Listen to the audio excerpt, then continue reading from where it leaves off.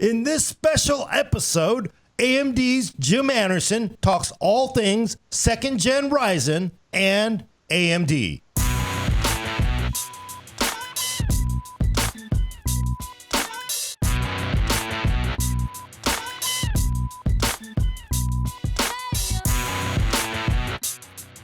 Welcome to a special episode of The Full Nerd.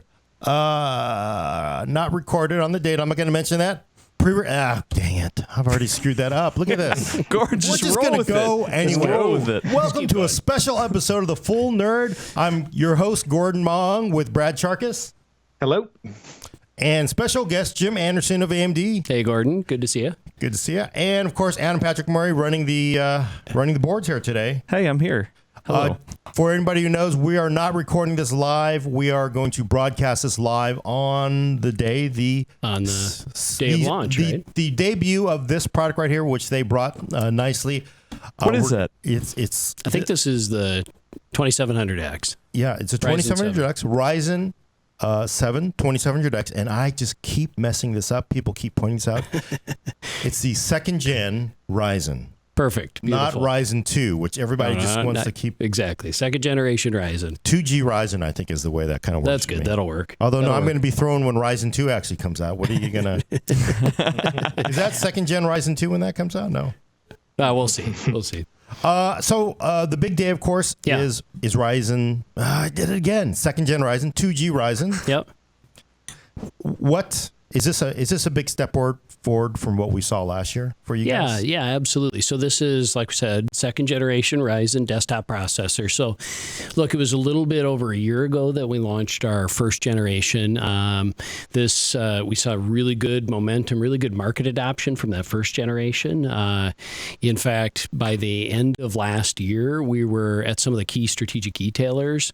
We were getting like 40-50% market share at some of those key strategic e-tailers in North America. And it wasn't that way with no. But prior to Ryzen generation, it was not that way, okay. Right? So, yeah, we gained some great market share in the back half last year, and then this is the next step, right? This is generation 2, and this beyond the product itself. I think what this really demonstrates is it's AMD's commitment to a multi-generational roadmap of new innovation and competition, really, right? I think we're bringing competition back to the market.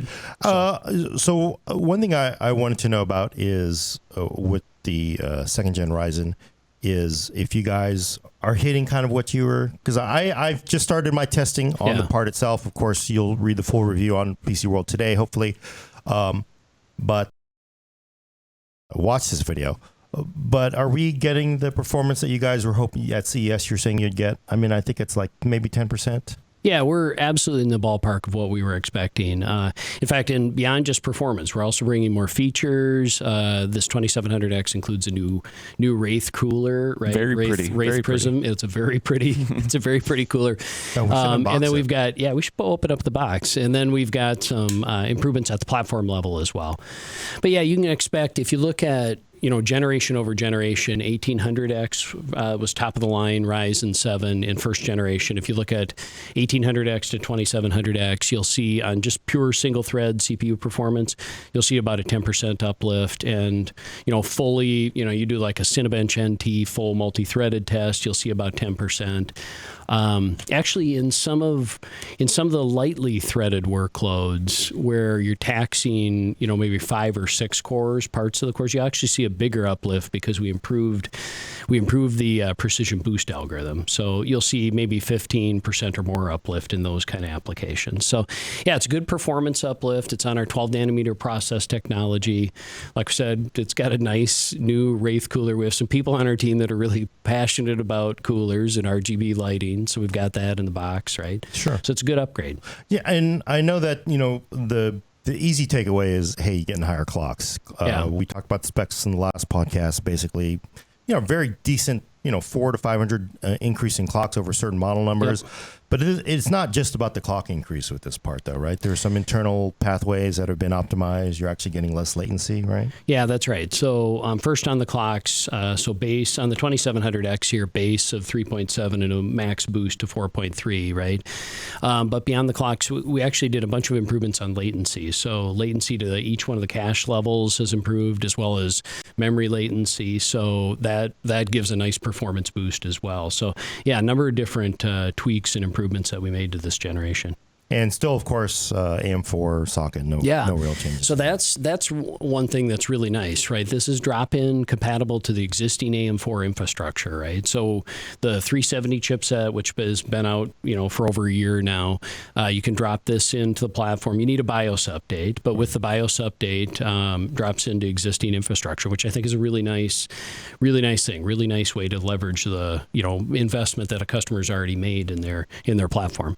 Okay, and of course, for audio listeners, we just unboxed our 2700X, but I'm pulling out the Wraith Spire Prism, I believe is the correct name of it, and we're just going to this is the Prism. So the 2700X comes with the Prism, which is newly designed. I love that. We're looking at the cooler before the processor. It's like, yes. Forget about the processor. Let's look at the cooler. Yeah. Go ahead, Brad. What made you guys decide to ship this generation with coolers when you decided not to last year? Yeah, that's a good question. So on the, for instance, on the 1800X last year, we did not include a cooler. And the reason we did that is because we felt like anybody that was buying the X model, the 1800X, would probably go use their own cooler, right? They'd probably want to buy, maybe do a water cooler or whatever. But actually, we got a lot of feedback on our coolers that people just really love our AMD coolers. So we got a bunch of customer feedback that, hey, we want a cooler included even in the X models. So on the 2700X, we decided to include a cooler with that one. In fact, all of the new Generation 2 models include a cooler. Okay. So, was it people are saying, hey, I just want the cooler? Because there was a lot of people searching for the original Wraith coolers. Yeah. In fact, there were people buying them, as standalone coolers and adding them to the system. And so, look, it was basically customer feedback. Customers said, hey, we want a cooler, even if we're buying the X version. And so we listened to the customer. Oh, okay. And the value of this, of course, you can't tell me how much this thing costs, but it seems like the price of the part has gone down because the 2700, like I see the 2700X as a matchup for the 1700X. I mean, the 7, right? But the 1700X came out at $399. This is coming out at $329. Yeah. And you get the cooler, the 1700X, no cooler. Yeah, right? So it's a more aggressive price point.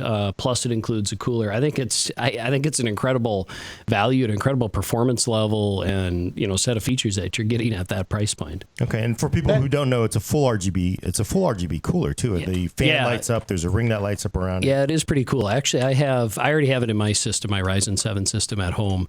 You don't run Intel at home? No. Oh yeah, no. But I've got So the ring lights up, the AMD lights up, the fan blades light up. It's pretty nifty, pretty good cooler. And it's good performance too, beyond just all the RGB lighting. And it's a really beefy cooler. Do you think this? Because Intel forever has included very adequate, well-engineered coolers. They always look like really kind of wimpy. And do you think this could actually force Intel to say, hey, maybe K parts? Because we're just saying similar with K parts.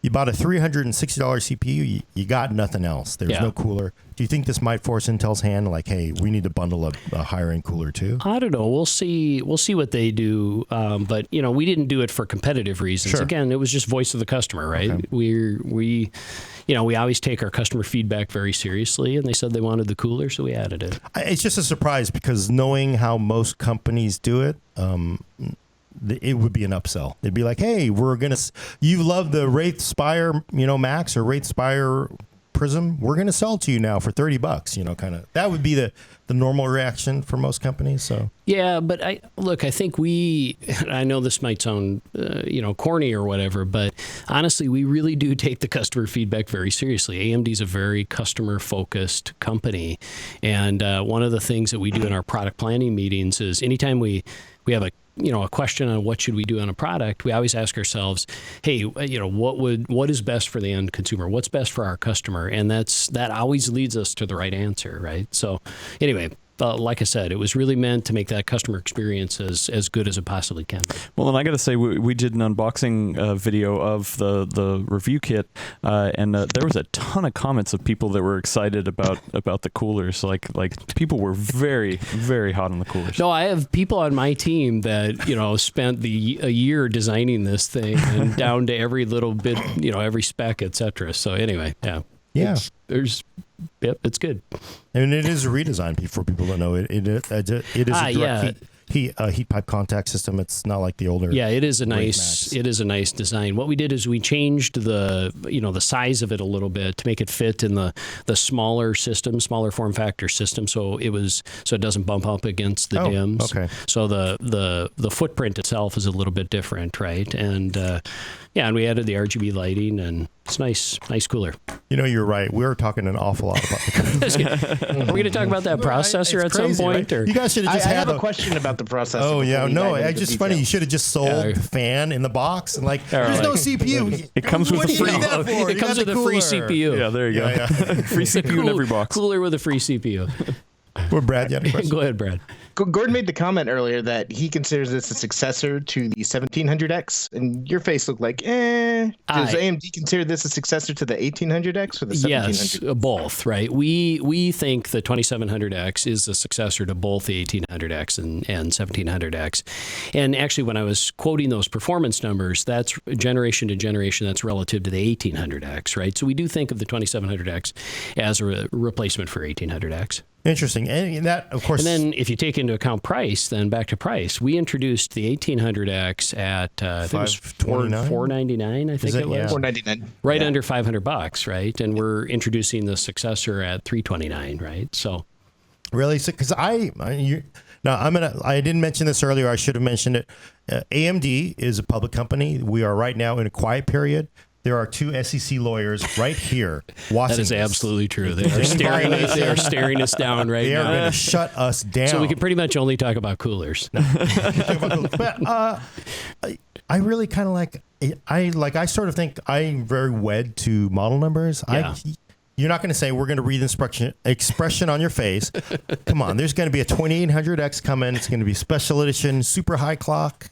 See, no expression from Jim here. See, no nothing. Expression. And they're like, no, he knows. They're like, Securities Exchange Commission. Otherwise, they would have pulled me right out of the seat and ended the interview right here. You don't mess with the Fed. They will get on you. They got the money. But we are pretty proud of this product and anxious to get it to market. Like I said, I think that beyond the product itself, which it's a great product, but put that aside, it's a proof point of AMD's commitment to multi-generational roadmap, right? Behind this product, this is second gen, behind this product is coming Zen 2 based core, right? So our next product is based on the Zen 2 new microarchitectural core on 7 nanometer, right? So we're working on that. We're working on Zen 3, which will follow that. So there is a long roadmap behind this that's very aggressive, driving real innovation and ultimately real competition back into the industry. Okay, and I mean we're still I think you can say this because publicly at CES you said it. We are going to see a Ryzen 2 later this year, right? I think. Is that this roadmap or is that next year? What we said is that our Zen 2 based processors, right, which is again on 7 nanometer. What we said is that we expect to sample that to select customers before the end of the year. Okay, so that means new stuff. See, the lawyers didn't. You got to watch. You got to read it. Lawyers, you don't. We're still here. We're still here. No, there's a very aggressive roadmap behind this generation as well. Right? Okay. So, and let me make sure I'm going to break because Brad. You got any questions, or I'm going to interject about a CPU thing? No. I have questions about Precision Boost 2 and XFR, but maybe you can come after whatever you're saying. Oh, okay. Because my question, we did a demo. I was in New York a couple weeks ago, and they had a bunch of the tech press there, and they had maybe a dozen or so different systems, some with CLC, some with air coolers, and they let everybody do a little mini overclocking test. Oh, yeah. I just paired up with somebody who was really smart, Steve over at Tweaktown, because he knows how to overclock. and we got our part up to like 4.3-ish on air. Yeah. And I got to say, of the dozen systems we had there, almost everybody was up. Of course, this is just sort of loose testing. 4.3 all cores. 4.3 all cores on that. Pretty much everybody hit. 4.2, 4.3. Yeah, that's pretty good. I mean, they weren't 100 in dialed in overclocks, but it seemed like we've gotten past. There was definitely a better overclocking headroom on this part, right? Yeah, I think there is, right? I think you'll see a better overclocking experience on this part. We built in, again, that's on 12 nanometer, that's a faster transistor, right? That helps us boost the frequency to begin with, the base and the max boost, right? And it'll help on the overclocking as well, right? So this part should overclock a bit better. Okay. Yep. Brad, you want to go with your... My question kind of ties into that. I'm looking at Precision Boost 2 and XFR 2, which both of those apply to all the cores now, which is a big step forward compared to previous gen. Yeah. I was wondering if XFR 2 can go beyond the 100 megahertz barrier that it had in Ryzen 1, or is it still 100 megahertz boost, but across all cores? Yeah, XFR. Actually, let me talk about Precision Boost 2 and come back to XFR because they're kind of related. The one of the big improvements in this generation is the Precision Boost algorithm, the second generation. So in the first generation, the first couple cores would stay at the max frequency, and then if you loaded it up with more threads in the first couple cores, it would drop down to the lower base frequency, right? And so there was this kind of step function. It was pretty, coarse grain boost algorithm.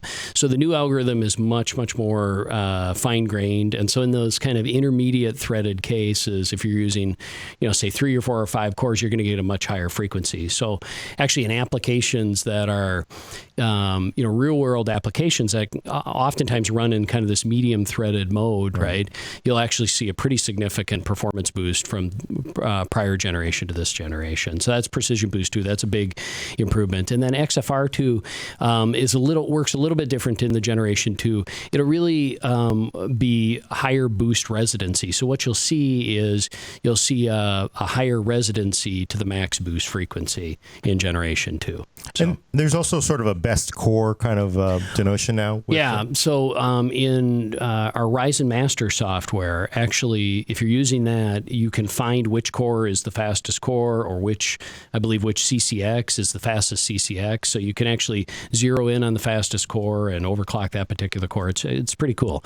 Yeah, we made a bunch of improvements to Ryzen Master as well. Okay, and the configuration, I just want to mention, it's the same as previous.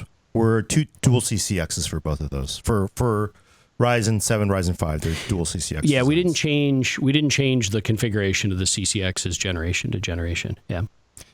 What else? I have a question then while we're talking about stuff. Yep. I was going through the reviewer's guide and I noticed that X470 motherboards have the Store MI technology now, which basically lets you use a solid state drive as a cache for a hard drive. And I was noticing in the reviewer's guide that it seems to have mixed an SSD, a hard drive, and RAM into a single pool. Is that possible?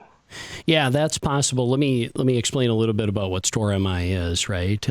So what it does is it's included with the 470 platform, and if you have, let's say you've got an SSD drive and a rotating media drive, right? And let's say your game is stored on the, because it's a large file, it's stored on the hard drive, right? You run this software, what it'll do is it'll basically merge those two SSD and the hard drive together, fuse them together. It'll treat it like it's one OS drive partition, and then what it'll do is it'll optimize the placement of the blocks to the fastest media. So if the block is often used, it's referenced very frequently, it'll move it to the SSD. If it's very seldom used, it'll keep it on the hard disk drive, and it'll adapt and learn over time as you use the application, and it'll try to optimize the placement. So you're kind of getting the benefits of the capacity of a hard drive with the speed of an SSD, right? So, DRAM can be part of that as well. Wow. And actually, it's pretty neat. Does it actually have the RAM drive software, or is it actually just simply grab chunks of your DRAM and use it? Yeah, I think it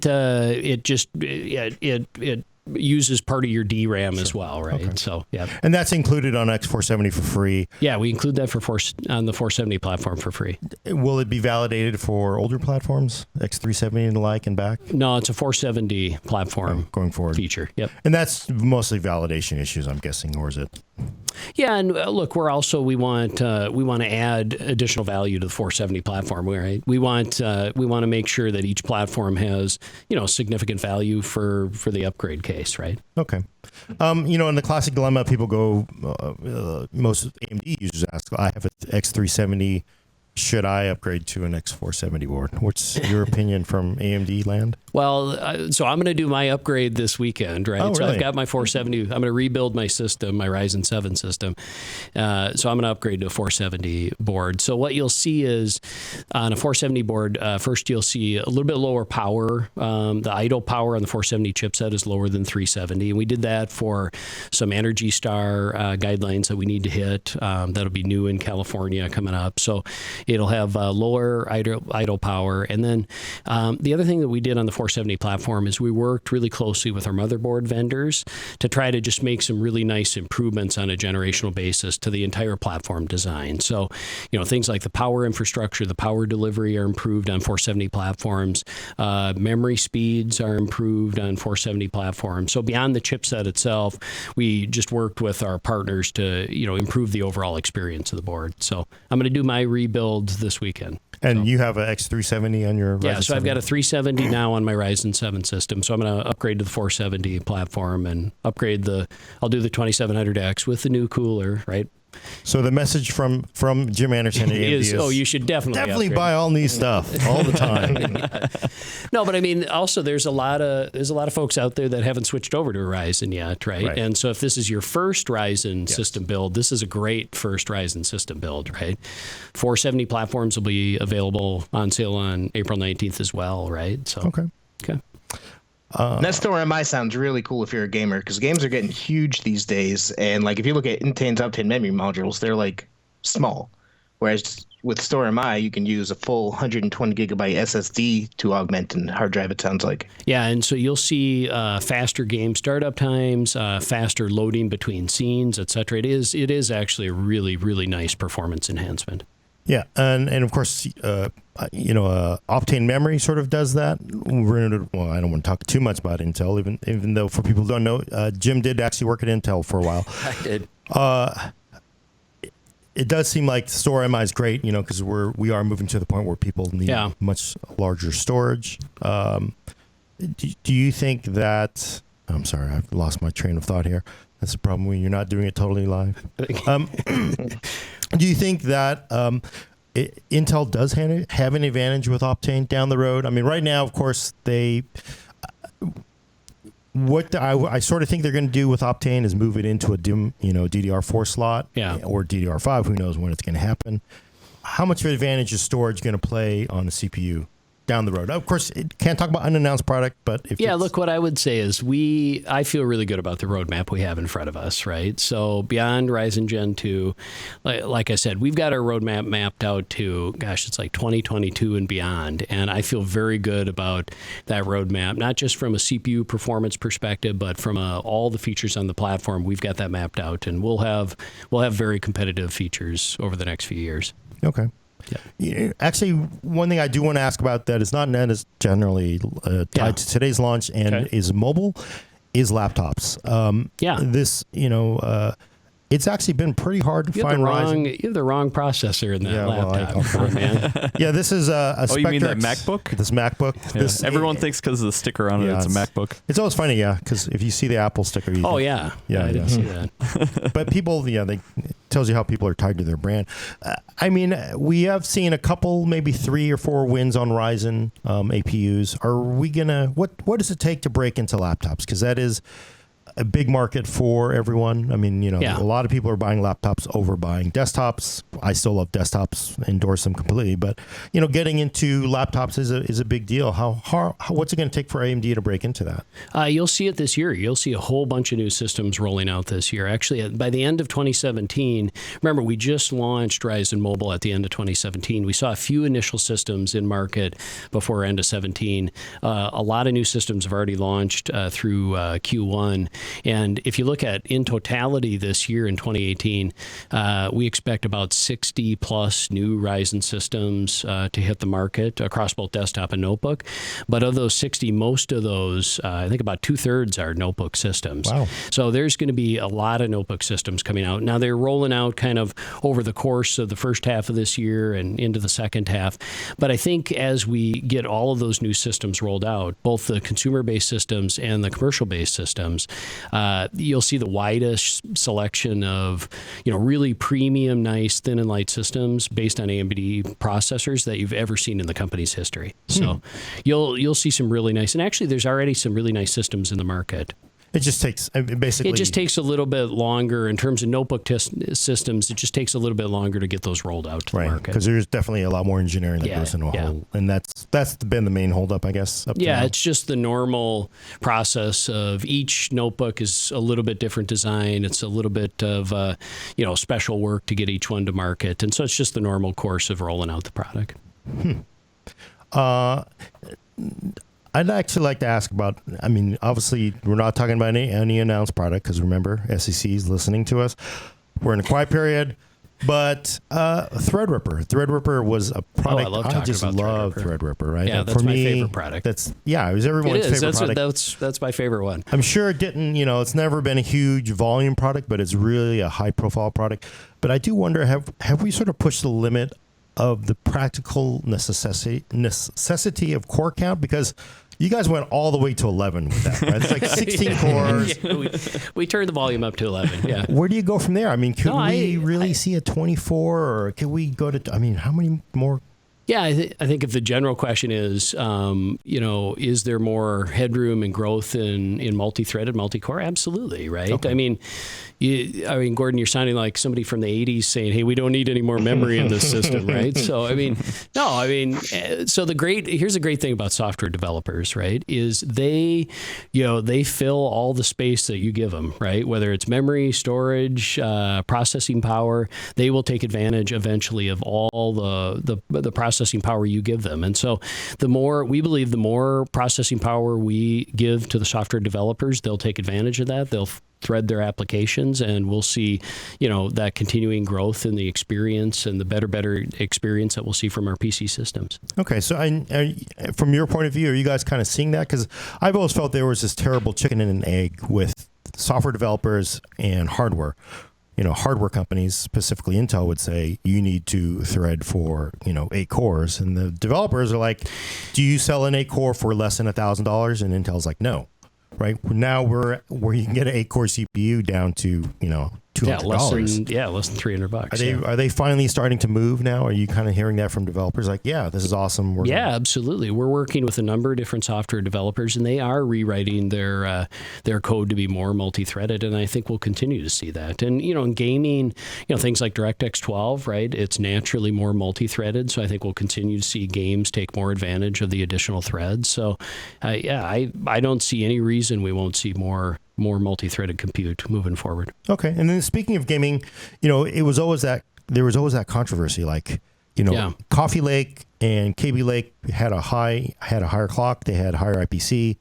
A lot of things sort of added up to make Ryzen 1 or first gen Ryzen seem definitely slower at low resolution. Yeah, and higher res, it didn't matter. 4K, 1600p was all the same. But are we going to see better performance between that gap close 8700K and the second gen Ryzen? Yeah, definitely. I think if you compare this second generation to, you mentioned the 8700K, which is kind of flagship to flagship, 2700X to 8700K, you'll see gaming performance. If you look at the gaming experience, you're going to get the very similar gaming experience. Look, the 8700K and the 2700X are both great processors for gaming, right? So whether you're doing, 4K or 1440p or whatever resolution, you're going to see a really nice experience from both processors. But where the Ryzen Gen 2 processor is really going to stick out is it's going to have a lot more multi-threaded performance, right? And so if you're doing any sort of applications that are more like, creative applications, if you're editing videos or you're doing photo editing or audio mixing, you're going to see much better performance, sometimes 20% or more better performance than the 8700K, right? Well, I'm excited by that. Yeah, absolutely. Plus, you get the free cooler. Yeah. So, so I think it's a clear, it's a clear advantage of the 2700X. Solid gaming performance, on par with 8700K, and then a clear win in anything multi-threaded. Right, and at least I can say this because I have at least tested some of the performance in 2700. It is definitely a beatdown. 2700X is a definite beatdown on 8700K, which no surprise because 1800X, 1700X was a beatdown on them as well. So with more cores. So. But I also think beyond the particular product generation, look, Zen was a new microarchitecture, a brand new architecture that was brought to market a year ago, right? And, like any other architecture, it takes a little bit of time for the software to adapt to the new architecture, right? And we've seen just over the last 12, plus months that Zen has been in the market, we've seen an incredible amount of software optimization already towards the Zen architecture that'll continue with second generation. And so you're seeing, even on the first generation, the performance that you're experiencing on first generation now versus a year ago is already improved just because there's been software optimizations that have already been done. And a lot of it's in gaming, not necessarily in content creation. Certainly more gaming. But even in content creation, there's been some improvements as well. So, and then the generation 2 obviously just inherits all those improvements. Sure. So it's the similar, microarchitecture, right? Yep. So I don't want to steal all the questions here, Brad. Adam, anything? No, you're doing a good job, man. I was going to ask about gaming, but you cut ahead of me. Okay, sorry. I'm trying to optimize our time here because we're coming up on the end. I'm trying to think of things I can ask that don't set off the SEC lawyers sitting in front of us. So you, and again, I do want to ask about this. You've worked at Intel, you've worked at AMD. Yeah. Not to talk about your previous employer. I mean, people always try to trick me to talk about my previous employer too. But is there a cultural difference? Is there definitely 900-pound gorilla, big super tanker ship at Intel? Are you guys actually able to play that sort of guerrilla, kind of able to maneuver the ship? Is that working? Yeah, there's definitely a cultural difference and a difference in speed. There's no doubt about that. But yeah, I spent about 9 years at Intel. Look, it was a good experience. I don't regret that experience at Intel. I was a processor architect there and then a roadmap product planner as well. And that was fantastic learning experience for me. I still have a lot of friends at Intel. So, tremendous respect for our competitor, sure. Right? But AMD, the culture is, look, we move very fast. We make decisions quickly. One of the reasons I joined AMD was because it's a very customer-centric culture, right? The what the customer wants and how can we do better for the customer is always at the top of everybody's mind. And then one of the other reasons I joined AMD, and it was about 3 years ago that I joined, was I knew that the company was dedicated to really driving a new roadmap of innovation in both CPUs and graphics as well, right? And so you see over the last year or so us bringing out just a number of new products, not just Ryzen, but EPYC for servers, or EPYC processors for servers, Vega for graphics. And so the whole company really rebuilding its entire technology and product roadmap. And so that was pretty exciting. That was one of the other reasons I joined. And I got to say, AMD is this company that, things were going great in the FX days. It felt like, the stool got kicked out from under it and was wandering the wilderness. To be fair, it was wandering the wilderness for a while. And then there was like, hey, we're going to do ARM.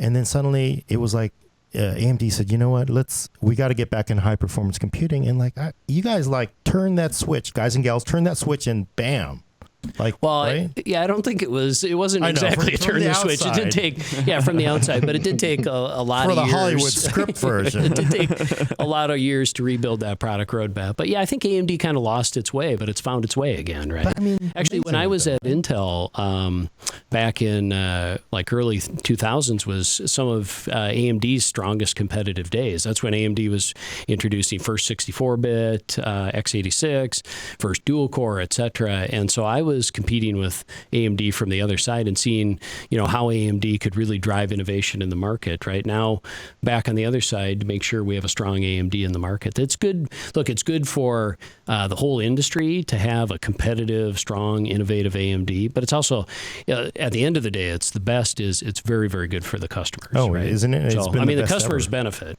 right? So, especially when I look at like CPU, to be able to get an 8-core or 6-core CPU for under $200. Yeah, unheard of.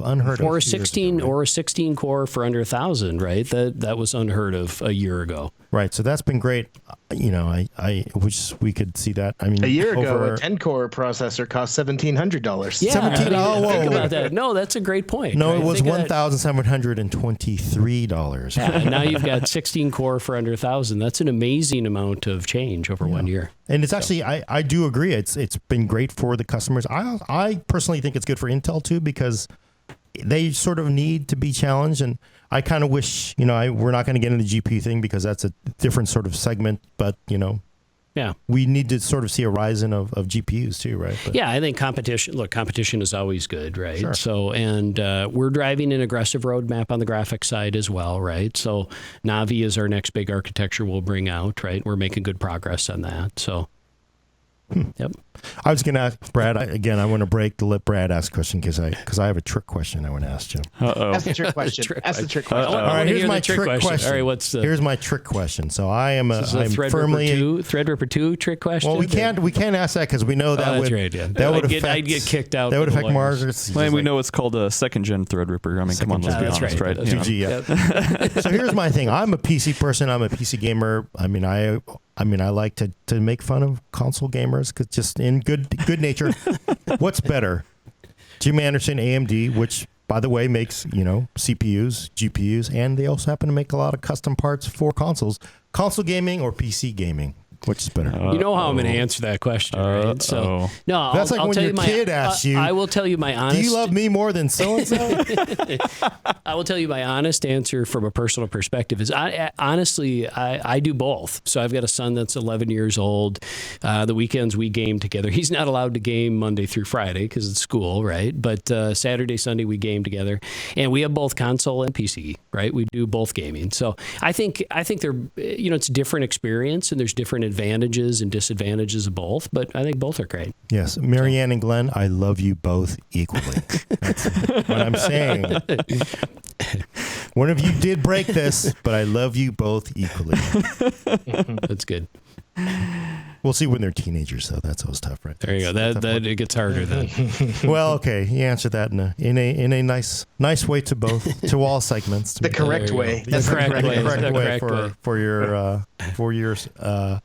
I agree with him. I got a quick question. Why still include a sticker in the CPU box? Oh, that's easy, right? I think people would kill us if we got rid of this. You think so? The sticker. Absolutely. Yeah. When we built our Ryzen 7 system last year, right? My son couldn't wait because we built it together, right? My son couldn't wait to take the sticker and put it on the outside, right? No, people are crazy about these stickers. So wow, that's the one thing they don't include in cases anymore. Do you remember the old days? It would actually have the spot to put the sticker on. Yeah. You would actually have it. Yeah, cut out of the case, but no, you don't get that anymore. Oh, you got to have the sticker.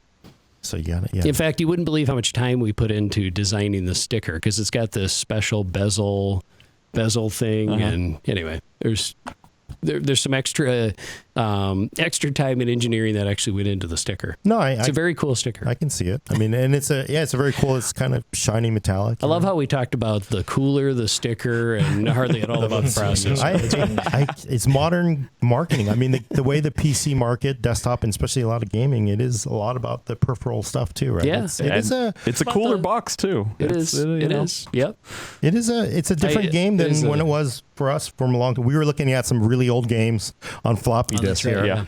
And it really has changed, hasn't it? PC gaming a lot. It has. I mean, same thing with the Threadripper box. I mean, that whole experience, of opening it up and, unlocking the power and stuff like that. It's definitely a conscious thing. Yeah, Threadripper for us is kind of our playground, right? That's the product where we kind of have fun with it, right? Fun with the box design, pushing the threads to the absolute limit. That's our product that we've had a really good time with. Yeah. Oh, actually, I'd like to ask you a little bit. I mean, we're coming right down to the end here about process and fabs, and there is. Are we clearly? You guys have said you think the reason why Intel's not going to be able to run away on process anymore is because we're hitting a limit. We're getting to the practical limits of Moore's law. Do you think we are? Are we truly at the end of Moore's law, or are we going to keep going? I know this is more of a fab question, but. No, I don't believe that. I mean, there are people that say Moore's law is dead. I don't personally think that. I think of Moore's law more in a general sense, right? That it's about computing performance improvement over time. And I absolutely think that's going to continue to grow at the pace that we've seen. But it may be that it's less about the transistor and more about other things that we do to continue to drive performance, right? So the think about it as the mix of where the improvements are coming from may shift away from the transistor towards other things, right? Towards more microarchitecture improvements, architecture system level improvements, to things like taking two die and integrating them into a single package, right? So I think Moore's law will hold up in a more general sense, and we'll just see it shift, towards, a richer number of elements that let us achieve those performance levels. Actually, I think the EPYC processor and Threadripper Ryzen 2 are all really good examples of that, right? So if you look at our EPYC server processor or Threadripper, multiple die integrated within a package, Infinity Fabric connecting it all, I think those are great examples of how we continue to push the envelope on performance, but use a little bit different methods than just pure transistor technology. Okay. So, the simple message to consumers is a PC in 10 years, which there will still be as much as any analysts say, it'll definitely be faster than the PC sold today. Oh, yeah, right? Without a doubt. So, that's pretty much the evidence that Moore's I would not bet against that. Yeah.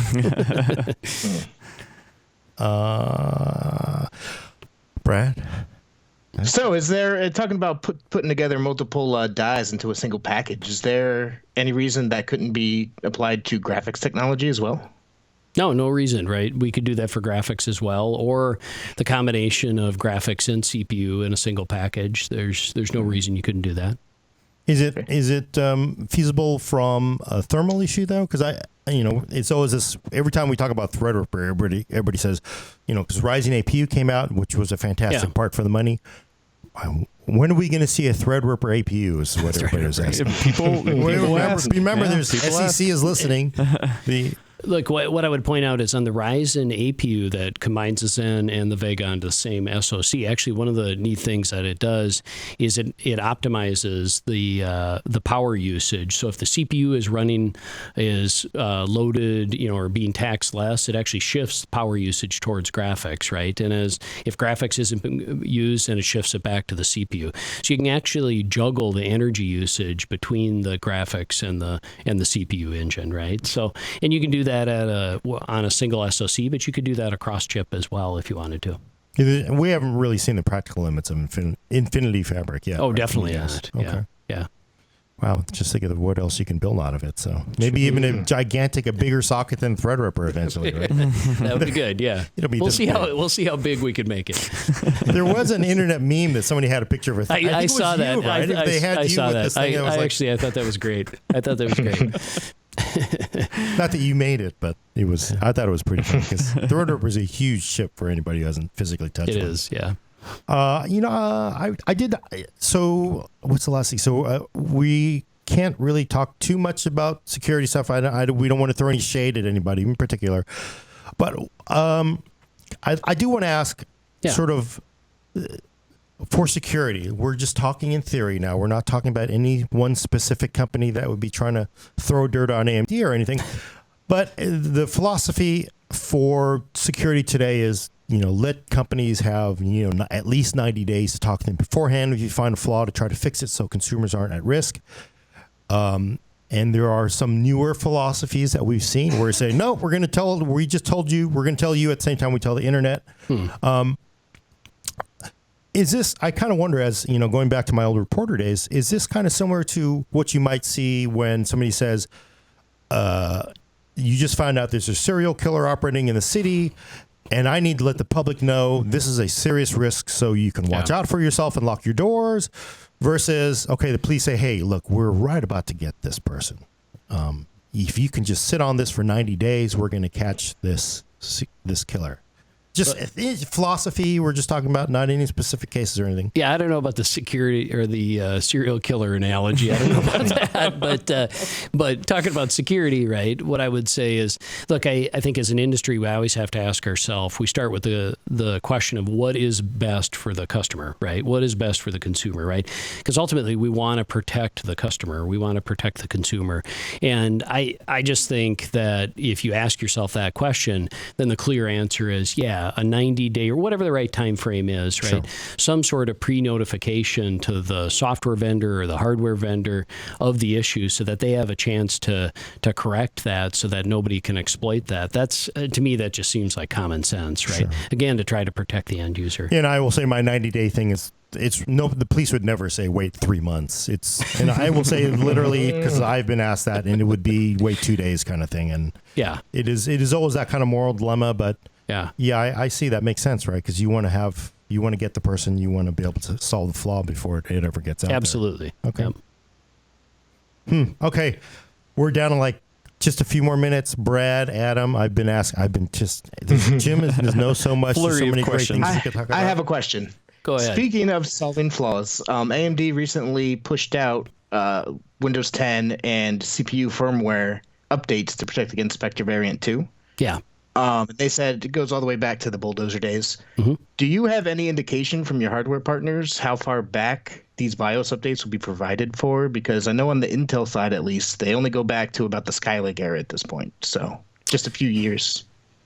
Yeah, it'll depend on the hardware partner, but we've provided support for microcode or BIOS updates all the way back to Bulldozer. So we've provided that, or plan to provide that to all of our partners, ODMs or OEMs, and then they'll roll that out over time, right? So it'll kind of depend on the particular OEM or ODM and what their time frame for rolling that out is. But we've provided our microcode updates, and then Windows, Microsoft provided their update, and the two actually work in conjunction. The two, the BIOS update and the OS patch work together. Cool. Yep. Okay, so it's in their hands. Yeah. Yep. Okay. Oh boy. Okay, I must have another question left of that. Adam? No, I'm sorry. No, I'm good. I feel like because I could ask questions all day. I'm trying to think. Okay, 3 minutes. So. One thing that is both I guess can be seen as a positive and a negative is you guys have essentially stuck to the same physical AM2 socket since the beginning, right? I mean, AM4 is pretty much a variant of AM2. Is there a reason why you guys have not really changed? Because I'm just saying this cooler will literally fit probably in an AM2 motherboard from 10 years ago. Okay. It was that intentional? Just, is there an advantage? I mean, no, I don't think that. I don't think we were intentionally trying to do that. I think it was about just designing. Where our primary focus was to design AM4 to have headroom for the future, right? So we've said, look, we're going to support AM4 through at least 2020, right? And so we wanted AM4 to be able to scale forward in time, but also up and down the portfolio as well, because in addition to the Ryzen 7, 5, and 3 that fit into the AM4 platform, we also have some of our A-series processors that fit into AM4, and so we want to be able to allow customers to use that whole infrastructure up and down our product stack, but also out in time as well. So if you make an investment in AM4, look, you're going to have generation after generation of processors to upgrade in, right? So that was really our primary consideration, was to make AM4 scalable up and down the stack and over time, and reuse your old hardware. And absolutely reuse. That actually is the last question I will ask, is that I think we're totally out of time, and we get this all the time. are we going to see Ryzen 7 with graphics? So a Ryzen 7 APU. Does it make sense? Because, no, we're not talking any specifics. Does it make sense to even do that? Well, what I would say is, look, I wouldn't preclude any particular, product combination. But what I would say is, if we look at who is the customer that buys a Ryzen 7, usually the person buying a Ryzen 7 in a desktop format is going to use a graphics card with it, right? So now there are some commercial customers that might not care what the graphics are, that are more focused on just the CPU performance and just good enough graphics. But most of the users that are in desktop that are going to buy a Ryzen 7 are going to plug in a graphics card. So why waste the silicon? Yeah. So which is what I've been saying. See, I was right. Internet. I say that all the time. He just told you what I said. I was right. Is that what you said too? I didn't. No. I think people just kind of want to see. We do get that question a lot. Yep. It is really weird though. I mean, but we do have look now in the AM4 platform, we've got the Ryzen 5 2400G, right? For its quad core Zen plus 11 Vega cores. That's a decent amount of graphics performance with a quad CPU, right? So, yeah. And it makes sense down to that price point because they may not have the money for a discrete part. If you're going to go out and buy a 2700X, you're probably going to pair it with a discrete graphics card. Right, definitely. So I just, it's hard to see spending too much engineering on that because it's just not going to be used. Yeah. So. Yep. But then at the same time, most people that we thought would buy 1700X, 1800X would go out and buy an aftermarket cooler, and now we have a cooler in the box. So, as Jim said, you don't want to preclude any products. Look, we'll respond to all customer. We take all customer feedback very seriously. All right, okay. We have a hard stop now because Jim has to go talk with real people that have real questions with real money. So I'm gonna take us out.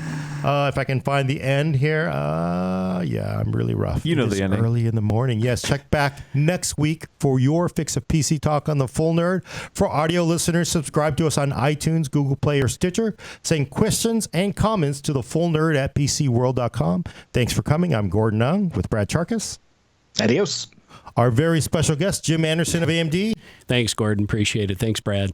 And Adam will take us out. Thank you, Jim, for being on. Adam. And everyone go out and build a PC.